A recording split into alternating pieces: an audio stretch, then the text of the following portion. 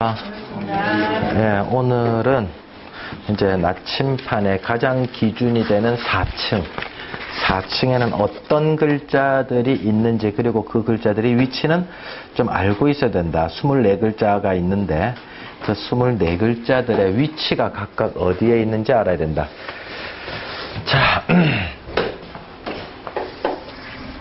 자 이렇게 됐었을 때 이게 양이고요. 그 다음 이게 음이고요. 그래서 이쪽이 목, 화, 토, 금, 수가 됐을 때 여기에 뭐가 있다고요? 갑을이 있다 했고요. 그 다음 화에는 병정이 있다 했고요. 무기가 있다 했고요. 경신이 있다 했고 임계가 있다 했다. 그러니까 이거를 가만히 보니 이렇게 됐을 때 이 가운데는 중앙이고요. 이쪽에 동쪽이고 남쪽이고 서쪽이고 북쪽일 때 뭐를 배웠다 우리가? 여기에 이쪽에 갑을이 있다 배웠죠. 그러니까 동쪽을 상징하는 천간 글자가 갑을이 있고 병정이 있고, 그 다음에 무기가 가운데 들어가서 가운데 자리에 뭐가 있다고요? 바늘이 있고요. 예. 요거 천지라 하거든요. 요 부분을 천지라 해요. 하늘의 연못이다 이런 뜻이에요. 네. 근데 요즘에서 이 바늘 이렇게 딱 올려가지고 요런 거 할 줄 알았지. 여기 안 생겼을 때는 바늘이 북쪽을 향하게끔 어떻게 했겠어요? 바늘은 북쪽 가리키는 바늘은 있는데 이렇게 세우는 기술이 없었단 말이야. 예? 그럼 이거 어떻게 북쪽 가리키게 했냐 이거지? 예? 물에 좀 깔아앉잖아. 물은 맞았어요. 50점. 물에 뜨게만 하면 되잖아요. 그러면. 그래서 물에 뜨게 했다 해서 이 바늘을 뭐라 하냐면 뜬새라 하거든요. 뜬새. 그럼 어떻게 뜨겠느냐? 대야에다가, 항아리에다가 물 채워가지고요. 이 바늘 만들었잖아요. 북쪽, 남쪽 가리키는 바늘을 만들었잖아요. 그럼 그냥 깔아앉으니까 나뭇잎에다가 바늘을 끼워가지고 나뭇잎을 띄운 거라. 그럼 이게 저절로 씩 하면서 북쪽 가리키는 거예요. 그게 물 위에 떴다 해서 뜬새라 한다. 예, 어려운 건 아니죠, 그죠? 예, 물이라도 그 정도는 생각해 냈을 것이다. 답답하니까. 자, 그랬을 때, 그 다음 무기가 가운데 들어오고, 여기가 경신이 되고, 그 다음에 여기가 임계가 될 거다. 요거 이해됩니까? 예, 요 정도 알고 계시리라 보고, 그 다음에 지지를 보니,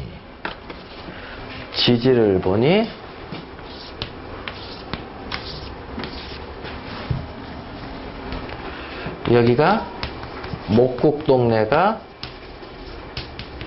임묘진, 사오미,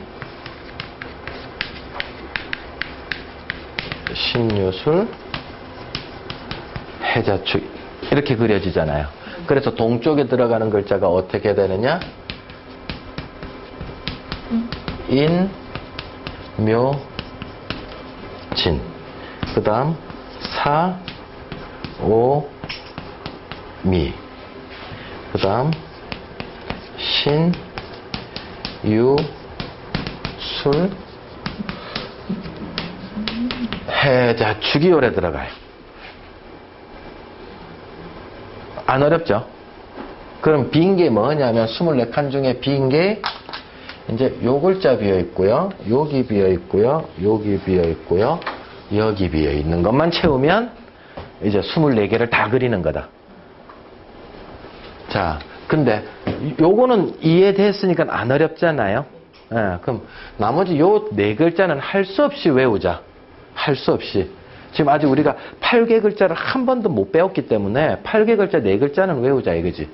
자, 여기에 들어가야 될 글자가 하늘이라는 뜻이에요. 하늘건자다. 하늘건자. 그 다음 서남 쪽에는 땅곤자고요.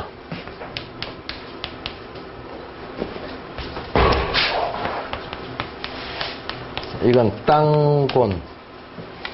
요거는 하늘건. 그 다음 여기에 들어갈 글자가 요런 뜻인데, 여기 산을 나타내는 간자입니다. 산을 나타내는 간.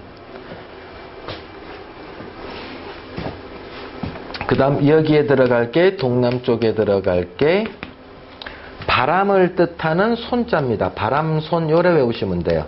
물론 옥편을 찾으면 주역해 간, 주역해 손 이런 식으로 이야기하지만 나중에를 위해서 우리가 나중에 사상팔개 공부할 때 필요해서 아예 산을 뜻하는 간이다, 바람을 뜻하는 손이다, 아예 이렇게 외워버리세요.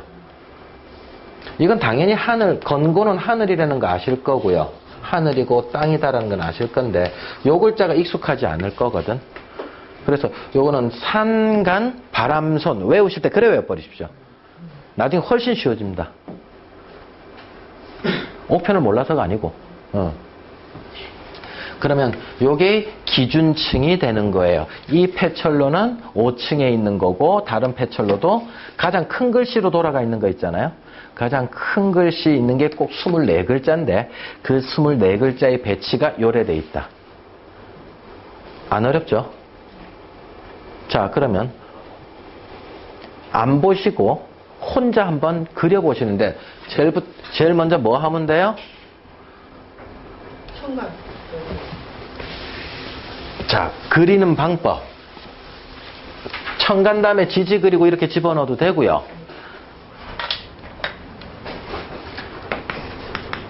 저쪽은 지금 빨간색으로 되어 있네요. 우리가 익숙한 게 뭐예요? 해자축, 인묘진, 사오미, 신유수. 이 글자는 다 있거든요. 12글자는 다 있어요. 그랬을 때 정동쪽이 어디예요? 묘가 정동쪽이고요. 그 다음 오가 정남쪽이고요. 유가 정서쪽이고 자가 정북쪽인 건 외워주셔야 돼요. 방법이 없어요. 그거 내야 달라. 그랬을 때 그리는 방법이 지지부터 그려놓고요. 그 안에 하나씩 끼워 넣기만 하면 되거든. 오케이요? 그러면 어떻게 끼워 넣는다? 동쪽에 묘를 중심으로 아래 위에 갑을 집어넣고요. 목을 뜻하는 거. 정남쪽을 뜻하는 오 양옆으로 병정을 집어넣고요. 무기는 가운데 있으니까 빼버리고 유를 중심으로 경신이 양옆에 있고 자를 중심으로 임계가 양옆에 이렇게 딱 들어가면 외우기가 쉽다. 그래놓고 그럼 빈칸이 뭐예요? 빨간 거 사이사이에 있는 건 이 빈칸만 들어가면 되는데 이 빈칸 글자가 뭐다? 하늘, 건, 땅곤, 산간, 바람손이라고 외우면 다 적은 거예요.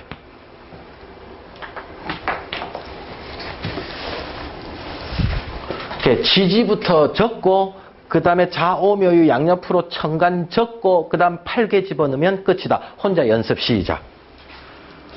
세종에다가 혼자 한번 그려보세요.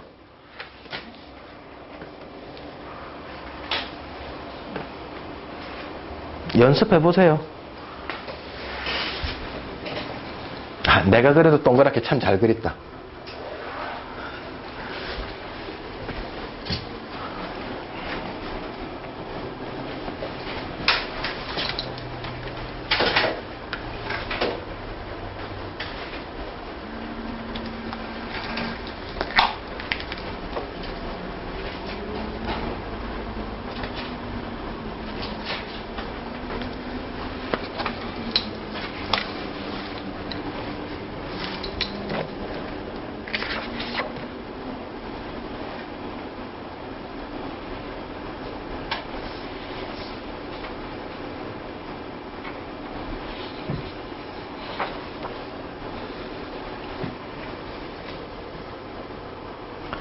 그게 24층 기준층이 되므로 요거는 그리면 가급적이 외웠으면 좋겠다.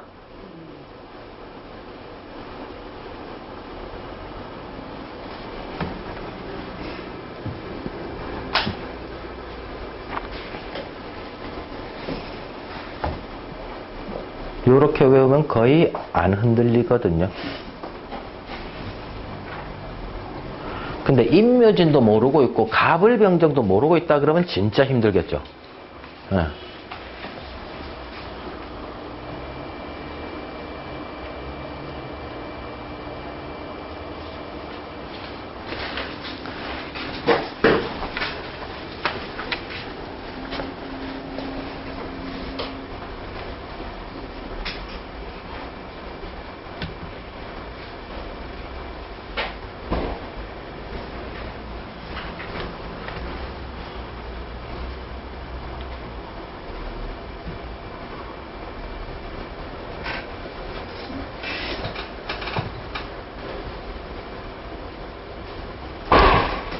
자, 그러면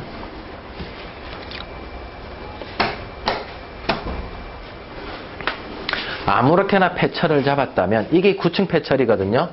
가운데가 이제 뜬 새가 있고요. 1층, 2층, 3층, 4층, 5층, 6층, 7층, 8층, 9층까지 딱 있는 패철이에요. 제일 많이 활용하는 패철인데 이 아무렇게나 잡으면 바늘은 지 맘대로 현재 가 있는 상황이에요. 그죠? 예. 근데 요거를 밑에 판때기를 돌려서 이제 딱 잡으니까는 어떻게? 여기서는 저 바늘 중에 구멍 뚫린 게 북쪽입니다. 저기서는. 바늘에 구멍 뚫린 거 보이세요? 예. 그 놈을 밑에 판으로 옮기면 요래 만들 수 있다는 얘기예요. 바늘이 북쪽으로 가게끔 밑에 판을 돌려서 이제 북쪽, 동쪽, 남쪽, 서쪽인데 북쪽에 무슨 글자가 오면 된다? 아들 자자가 오면 되고, 동쪽에는 토끼묘자가 오면 되고, 마로자가 오면 되고, 다규자가 오면 된다. 안 어렵죠, 그죠? 예. 네. 그 다음에, 그게 안에서부터 뭐라고요? 지난 시간에 공부했던 거? 안에서부터 동심원이 1층, 조금 더 큰 게 2층, 조금 더 큰 게 3층, 여기서는 9층 패철에서는 4층이 기준층. 그 다음 바깥에 5층, 6층, 7층, 8층, 9층 이렇게 된다. 예, 여기 이제 9층 패철이고요. 그 다음 이게 이제 멀쩡하게 돼 있는데 이 상황에서 제일 먼저 뭐다? 동서남북에 따라서 이제 인묘진, 사오미, 신유술, 해자축이 한 글자씩 돼 있다 이제. 예, 그럼 24개 중에 12개를 사용을 했고 그것이 가운데 또 12개를 끼우기만 하면 된다. 그죠? 예. 하나를 이제 끼워 보니 이제 녹색이 정동쪽인 묘를 중심으로 아래 위로 갑을, 정남쪽인 오를 중심으로 병정, 정서쪽을 유를 중심으로 경신, 그 다음 정북쪽인 자를 중심으로 임계라는 글자가 여기 있더라 이거지.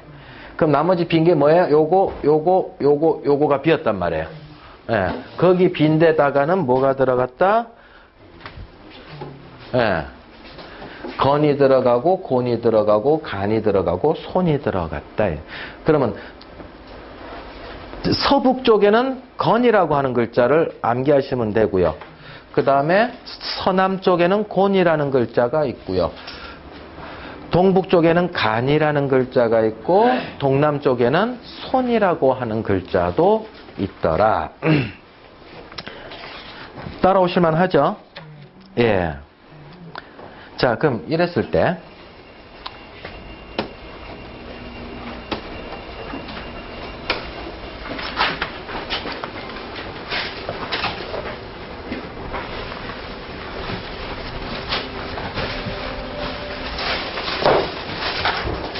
이거 가지고 이제 좌향을 재게 되는데 우리가 북쪽, 남쪽, 동쪽, 서쪽일 때 이 집 중심이에요. 집 중심일 때 집이 이렇게 향하고 있으면 우리는 무슨 집이라 그래요? 네, 남향집이라고 합니다. 남향집. 그 그 다음 여기 중심에서 이렇게 있으면 무슨 집? 동남향집.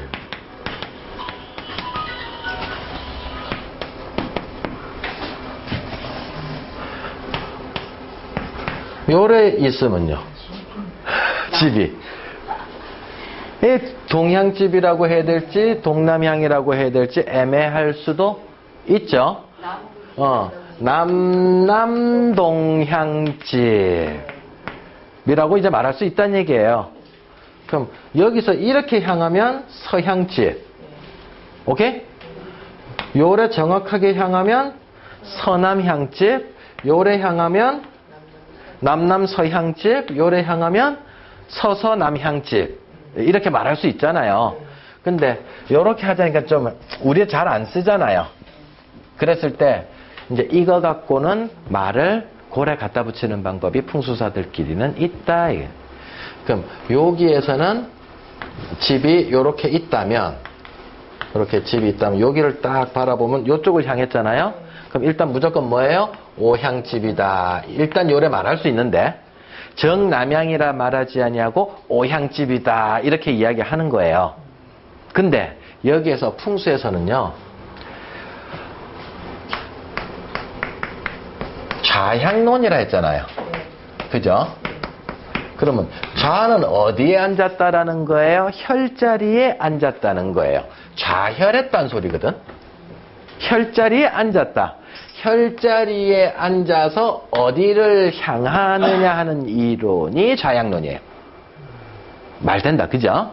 예. 그랬을 때 그럼 이게 중요해요? 이게 중요해요? 좌가 중요해요? 향이 중요해요? 좌혈이 더 중요하단 말이에요.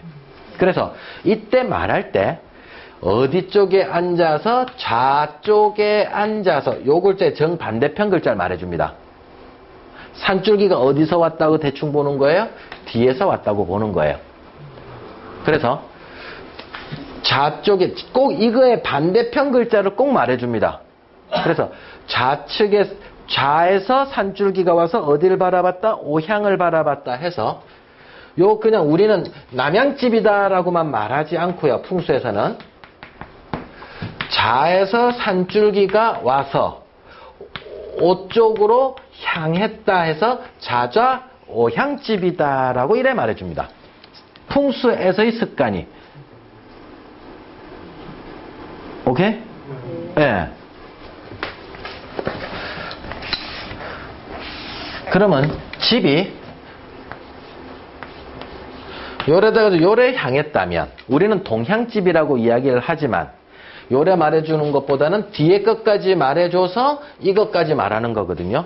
그래서 이 집은 무슨 집이라고 한다?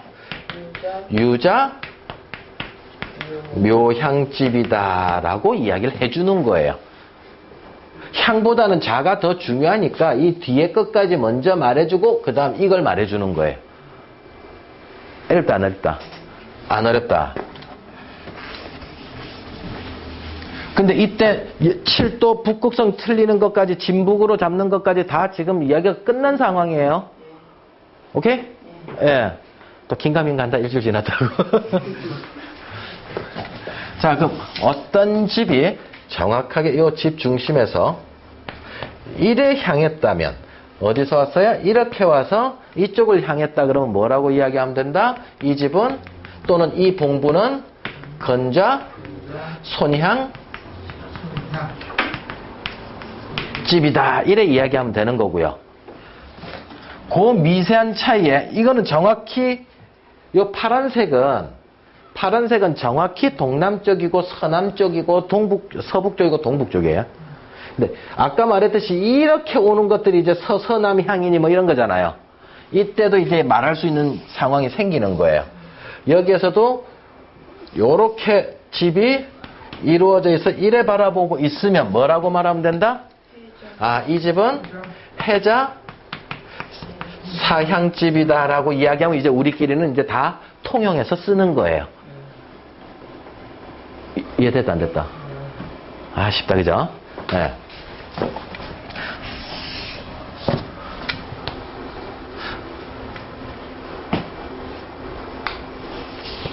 이런 집은 뭐라고 말하면 돼요? 패처를 보니까 이렇게 향하고 있더라.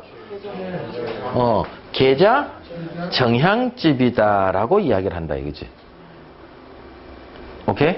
자, 그러면 이거하고 이거 반대편은 꼭 정해져 있죠. 그죠?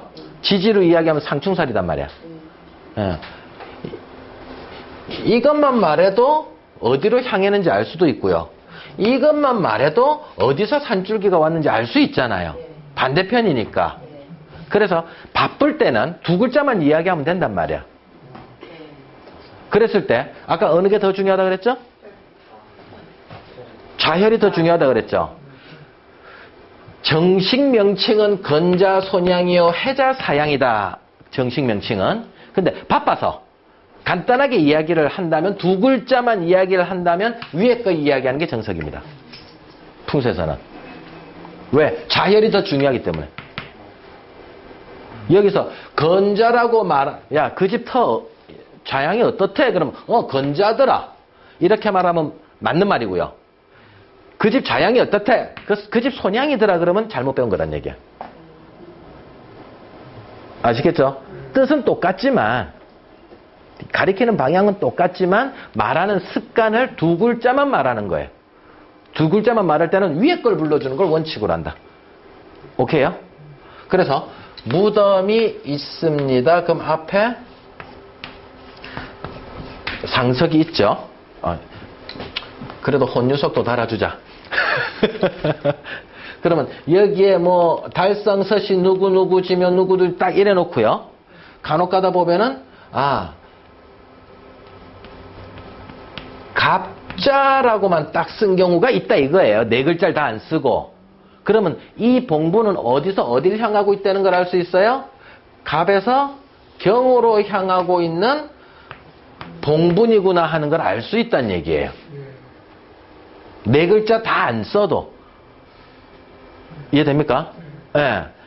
저랑 소통할 때는 제가 습관적으로 여러분들한테는 이래 이야기하겠지만 어디 무덤을 가서 보거나 뭐 이랬을 때는 이렇게 두 글자만 적혀 있어도 어디를 반대편 향하고 있는지를 아셔야 되는 거예요.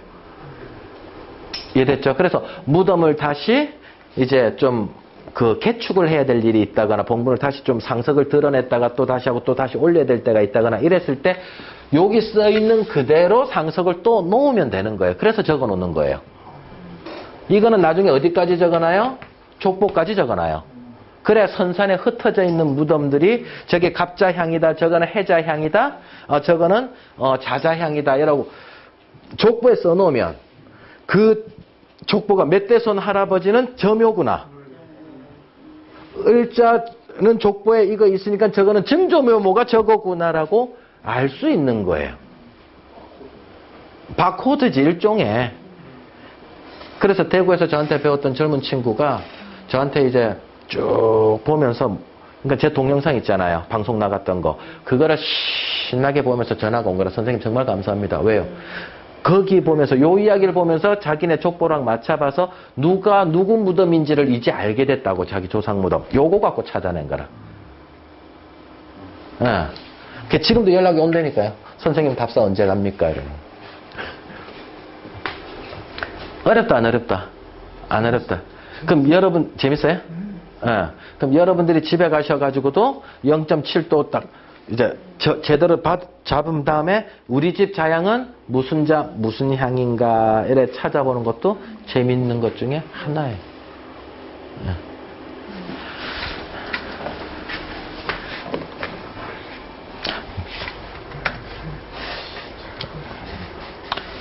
이건 아주 논리적이니까 산 보는 것보다 수월 쳐. 예? 예?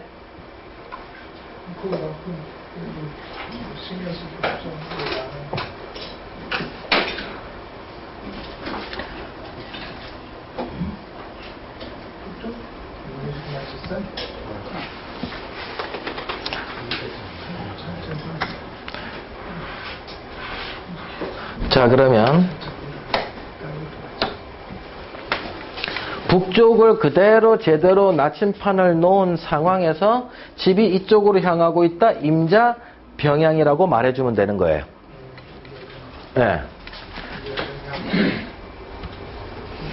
이 집은 자좌 오향 이런 식으로요. 이 집은 건자 손향집이다라는 뜻이고요.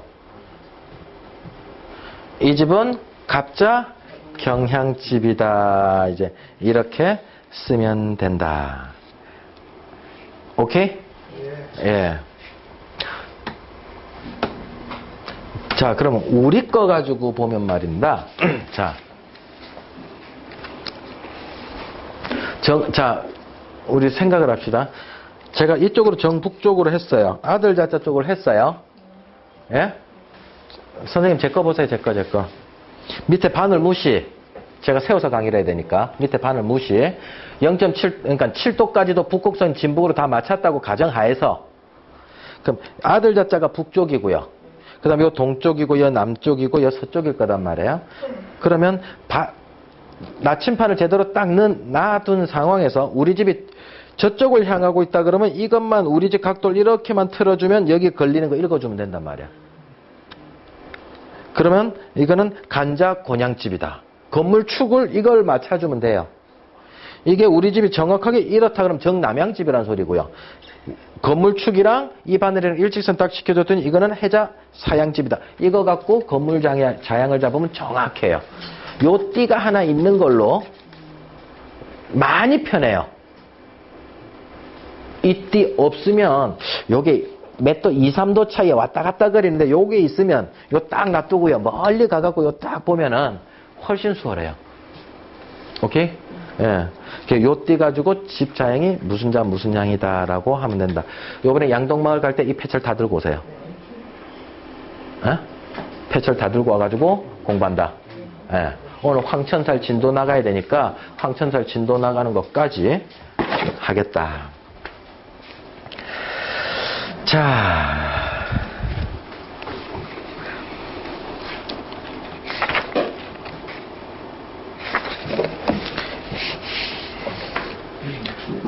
그러면 여기서 우리가 배워야 될 것들이 뭐냐면 황천살 찾는 거 배울 거고요. 여기서 배워야 될 게 예? 배울 게 많아요. 황천살 찾는 거 배울 거고, 그 다음 삼합이라고 하는 삼합오행 배워야 될 거고요. 그 다음에 봉분으로 들어오는 산줄기가 좋니 나쁘니 별로 필요도 없지만 있으니까 좀 배워보고요. 봉분으로 들어오는 산줄기 있잖아요. 우리 잉 알죠? 예? 잉에서 봉분으로 들어가는 산줄기가 좋다 나쁘다가 있어요. 이거 가지고. 그 다음 잉 위에서 태식 쪽에서 오는 산줄기가 좋다 나쁘다가 있어요. 그러니까 태식 쪽에서 오는 산줄기가 좋아야 되고 잉에서 봉분 쪽으로 내려가는 산줄기도 좋아야 되고, 그래서 그거를 산줄기도 좋게 만들고 내려가는 잉도 좋게 만들기 위해서 잉을 약간 이쪽으로 보토하고 이쪽으로 조금 보토를 해서 잉 위치를 좋게 만드는 방법도 패철 갖고 할 수 있어요. 그 다음에 분금 있죠. 돌아가신 분들 관을 요만큼 비틀고 요만큼 비틀고 하는 것들도 요거 갖고 이제 다 하게 될 거고, 그 다음 4대국 포태법 배워야 되고요. 지리신법 배워야 되고요. 예? 할 게 많다. 근데 한 번만 잘 들으면 된다. 오케이요. 예. 자, 그러면 자, 하나 배워보자. 그럼 오늘 이제 황천살이라고, 자, 이 표에서 어디 갔어? 나침판. 먼저 여기에서 보면요.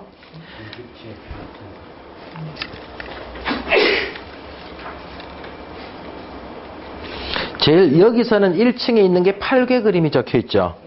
예. 8개 그림은 지금 강의 안 할 거고요. 여기서 보일 때 2층, 3층. 예? 2층, 3층이 황천살 이야기예요. 2층, 3층이 황천살. 그 다음에 여기서는 4층이 목화금수라고만 쓰여 있는 거 있죠. 요게 삼합오행이에요. 해묘미, 목곡, 인호술, 화국, 사유축, 금궁, 신자재, 수국. 그 다음 기준층이고, 그 다음에 그 바깥에 거 넓은 거 있고 흰색 있고, 넓은 거 있고 흰색 있고, 넓은 거 있고 그렇잖아요. 예, 그런 것들을 다 사용해 이제 우리가 하는 방법을 알게 될 거고, 그 다음에 분급 놓는 거는요, 맨 바깥줄에 몇 층이고, 5층, 6층, 7층, 8층, 9층, 10층이요. 10층 보입니까? 연두색 글자 있는 거요. 연두색 글자 있는 것 중에 제일 바깥에 거. 예, 그게 분급 놓을 때 쓰는 거예요. 관을 조금 움직일 때 쓰는 거예요. 황천살은 2층, 3층하고, 황천살은 2층, 3층하고, 그 다음에 7층, 9층을 사용합니다.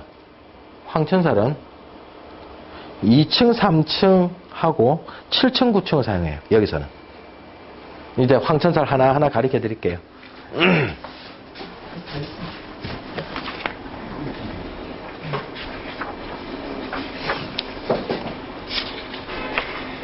자, 그러면 67페이지에 다시 한번 이야기합니다. 67페이지요.